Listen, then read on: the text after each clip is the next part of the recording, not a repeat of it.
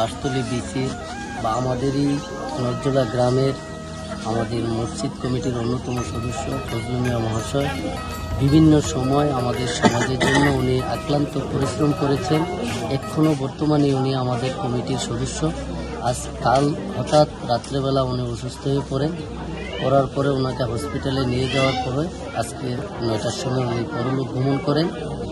এই খবর শুনে আমরা আমাদের এলাকাবাসীর ওনার যে পরলোক ভ্রমণ, ওনার আত্মার শান্তির কামনা করে আমরা আজকে একটু পরেই 2:30টার সময় ওনার জানাজার নামাজ হবে।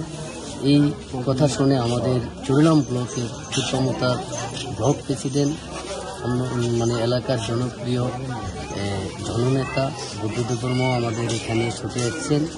ওনার খবরাখবর নিয়েছেন। উনি আমাদেরকে প্রতিশ্রুতি দিয়েছেন উনির পরিবার থেকে যদি ওনার কাছে কোনো সাহায্য সহযোগিতার দরকার হয় উনি দুহাত ধরে সাহায্য সহযোগিতা করবেন। এই আশাটুকু আমাদের সামনে উনিও রেখেছেন। ব্লাইন হাম্মাই আজকে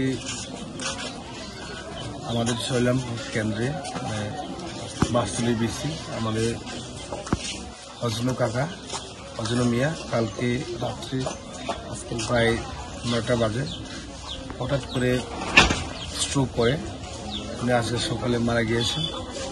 ওনার পরলোক গমন কথা শুনে আমরা ছুটে আসলাম। একজন ত্রিপুরামতা ব্লক প্রেসিডেন্ট এবং আমার সঙ্গে আছে এই মাইনরিটি সেলের অন্যতম সদস্য এবং এক্স-টি-7 ইনচার্জ ইরশাদ।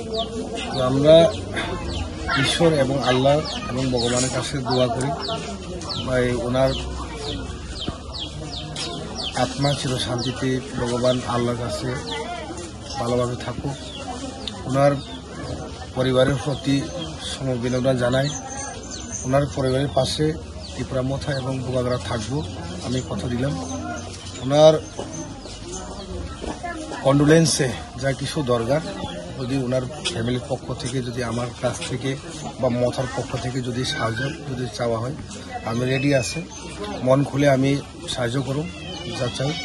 এই আমরা খুব দুঃখিত। আমরা একজন লোক, উনি ছিলেন একজন, আমরা ত্রিপুরামথার সমর্থন ছিলেন একজন লোক, এরকম ভোটার হারার আমরা চুরিলামের এবং নরজলা পাড়ার বা বাসতলী বিসির একটা ভোটার